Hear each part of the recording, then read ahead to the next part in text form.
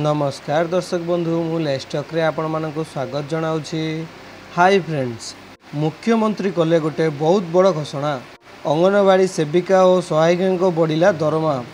एबे एबे अंगनवाड़ी कर्मी मानक पई जारी हैला आउ एक बहुत बड़ नुआ सूचना।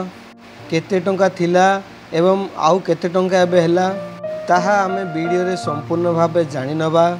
ए नै मुख्यमंत्री जारी कले यह एक अपडेट।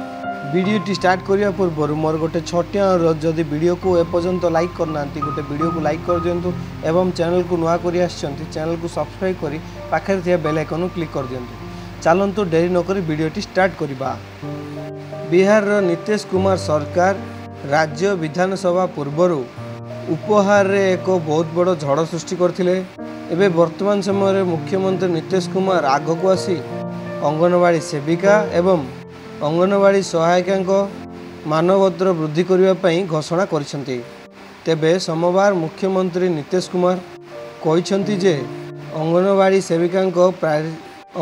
सेविका पारिश्रमिक 7,000 रु 9,000 टंका वृद्धि करा जायछि।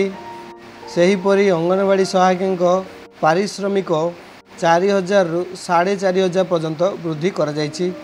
तांको निर्देश रे विभाग यार प्रस्ताव पठाइबो। एही प्रस्ताव को मंगलवार कैबिनेट रे मंजूरी दिया जिवो।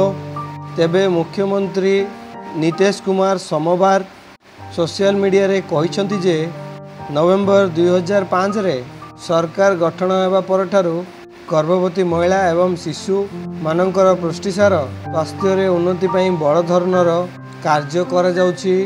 एथि जोगु समन्वित शिशु विकास प्रकल्प अधीन 6 प्रकार सेवा जगाई दिया जाउछि, जहाँ अंगनवाड़ी केंद्र माध्यम रे हिताधिकारी को यह जगाई दिया जाए। तेबे अंगनवाड़ी कर्मी एवं सहायिका माने एथिरे गुरुत्वपूर्ण भूमिका ग्रहण करती। से कहिसेंती जे सेमानंक अवदान को दृष्टि रखी पारिश्रमिक वृद्धि करने को निष्पत्ति नैछंती। यह समस्त कर्मी एवं सहायिका उत्साह बढ़ावा पाई यह एक पदक्षेप नैछंती एवं समन्वित शिशु विकास शिक्षा गुड़िक उत्तम भाव में चली पारिबो।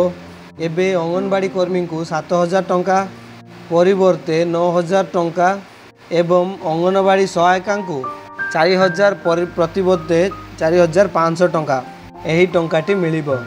मुख्यमंत्री कहिसेंती जे एही शिशु एवं गर्भवती महिला पुष्टि एवं जनसाधारण उन्नति आनिबारे साहाय्य करुछि। तेबे जहाँकि मिलुथिबा सूचना अनुसार खूब शीघ्र मध्य ओडिशा रे अंगनवाड़ी कर्मी एवं सहायिका मानकर दरमा वृद्धि हो बोली सूचना आसीछि।